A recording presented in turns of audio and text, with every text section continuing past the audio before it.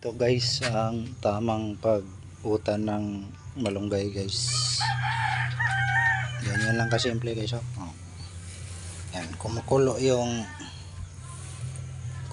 yung tubig guys. Ilunod na yung malunggay guys. Yan.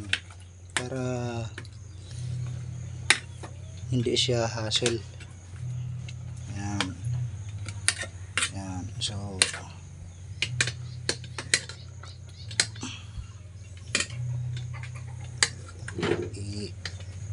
ilubog lahat pati tangkay guys. Yan. Sukol ng tangkay sa malunggay guys. Yan.